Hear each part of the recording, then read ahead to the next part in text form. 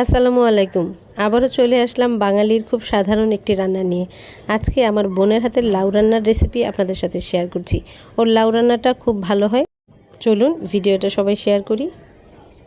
একটি প্যান গরম হয়ে এলে তাতে দিয়েছে সামান্য পরিমাণ সাদা সয়াবিন তেল, দিয়েছে দুটো পেঁয়াজ কুচি।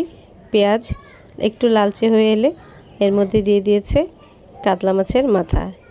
এখানে বড় সাইজের দুটো কাতলা মাছের মাথা নেওয়া হয়েছে। এই কাতলা মাছের মাথাগুলোকে তেল আর পেঁয়াজের মধ্যে সামান্য সময় ভেজে নিচ্ছে। পরিমাণ মতো লবণ দিয়ে দিল। তারপর মাছের মাথাগুলোকে আরেকটু উল্টে পাল্টে নিয়ে মাছের মাথার মধ্যে দিয়ে দিল হাফ চা চামচ হলুদ গুঁড়ো আর 1 চা চামচ মরিচ গুঁড়ো। ব্যাস, আর কোনো মশলা ব্যবহার করলো না।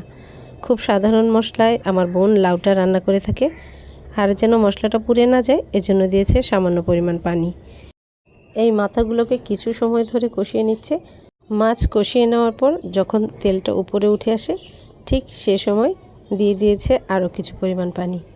এখন এই পানিটাকে আরও একটু জাল করে নিচ্ছে।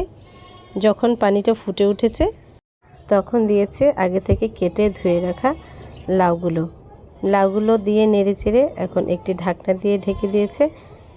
এই লাউ রান্নাতে আর কোনো পানি ব্যবহার করা হবে না। লাউয়ের পানি এবং মশলার পানি দিয়ে লাউটা সেদ্ধ হয়ে যাবে। আমার বোন চুলার হিট মিডিয়াম হাইতে দিয়ে লাউটা রান্না করে নিয়েছে আর সিদ্ধ হওয়া পর্যন্ত অপেক্ষা করছে। লাউ সেদ্ধ হয়ে এলে তাতে দিয়ে দিয়েছে ধনেপাতা কুচি। আরেকটি কথা, লাউ নামানোর আগে লবণটা দেখে নিতে ভুলবেন না। সবাই অনেক ভালো থাকবেন। আল্লাহ হাফেজ।